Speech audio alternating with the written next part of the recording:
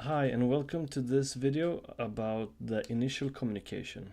So this is a part of the bigger topic, the check-in process, which has a lot more videos related to it. Initial message. So I would advise each host to keep communication to 1 or 2 messages before the guest arrive.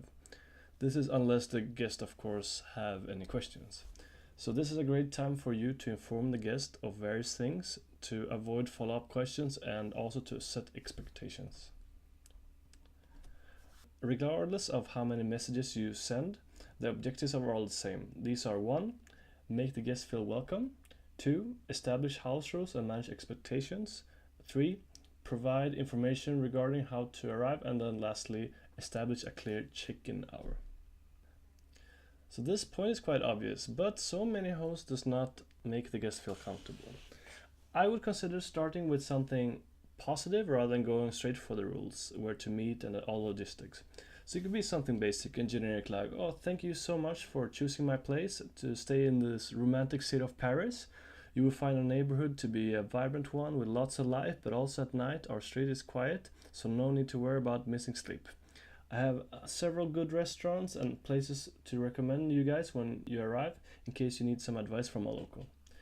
So I use a template that I repeat all the time, so I try to adjust each message to the guest, even though it might be something silly. This is to avoid this strong feeling of, the typical Google or Microsoft support answer that's just generic for any type of person. So for example, it could be something saying like, oh, I see you guys are from New York. I visited in 2007. I had the best time ever. Just something small to know that you're reading their messages and you're not just copy pasting everything. Establish house rules and manage expectations. So this is very important. First of all, be aware that people have quite short attention spans, and thus it's quite dangerous to leave important information at the end of your message. So what I try to do is that I have a small summary saying that this message will contain first the important information, and then please read at least the first paragraph fully. And then the second part will contain less important information that might be interesting but not mandatory. That way, I make sure that they pay attention to at least the first part. So, accept important house rules is also important to establish check-in procedure well before the guest arrives. So, when I did the check-ins in person myself, I cannot tell you how many hours I spent waiting for the guest to arrive just because they didn't understand or read my messages.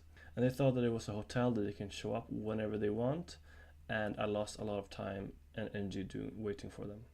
So currently, I've now opted for a system that allows the guests to pick up the keys almost whenever they want.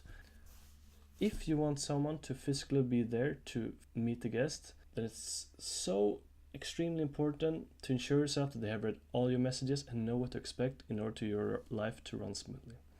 After establishing the important information, I go on informing about what they can expect. So for example, if there are any errors or unusual things about the apartment, it's much better to tell them before rather than them writing to you that something does not work properly. For example, in one of the apartments, it's quite difficult to turn off the shower with our wet hands because the handles is very slippery. So I tend to say before that, just so you know, it's better to have a towel next to the shower as it's otherwise quite difficult to turn off the water. That way they are prepared and they know what to expect. Also, in your communication, it's very important to know that a lot of people are foreigners and they may not speak English well. This means that you should try to really choose your wording carefully in order to avoid misunderstandings. And this is especially true to some specific countries more than others, but it's a big warning sign if someone writes to you in their own language. With that, you should really be sure that they understand everything. How to arrive. Using templates is great because you can be very detailed without spending so much time writing a long message, which gets a bit tedious if you do it a lot. So I have one long one that is stating the address, which floor it is on, which key to use, and all sort of tips for them to find your apartment. This is to avoid situations where, for example, if you're working full time and then you know that someone's coming 9 a.m. in the morning and they call you up in broken English saying they cannot find the right door because you haven't provided correct information. It's much better to provide too much information rather than too little. So that way, if they're lost, they can just go back to your message and refer to that. Another thing that could be nice to know is that instead of asking the guests where they're arriving from, from the train or car or airport, why not just mention clearly on how to get from each of those situations to your place and how much it cost. For example, this could be interesting to know because in some countries taxis are very, very expensive, while in others might be exactly the same price as the bus. So that way I think it's nice to provide both the time it takes, how much it costs, and how to get there. So this may seem something very, very basic, but it's something I wasted a lot of time doing, meaning waiting.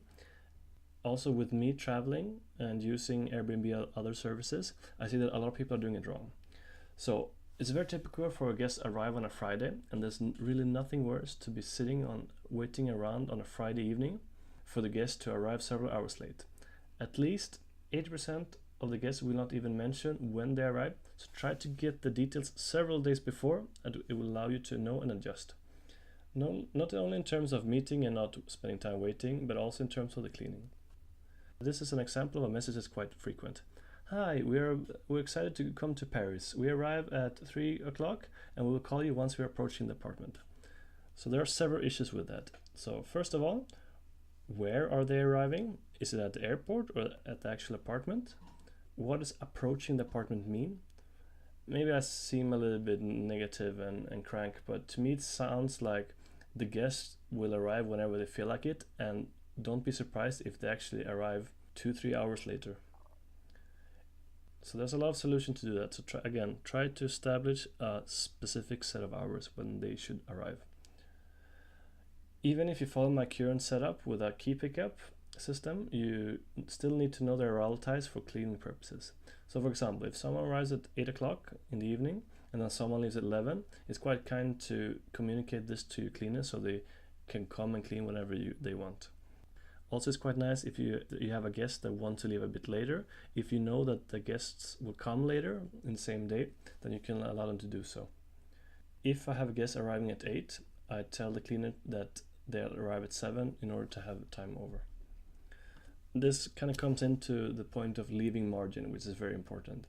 Let's continue with the example that they say they will come at the airport at 3 o'clock. Let's say it takes them 1 hour to get from the airport to your apartment. So when would you organize a meeting then? At 4 o'clock? I would suggest to ask the guest to arrive 4:30 to account for any type of flight delays or any possible traffic.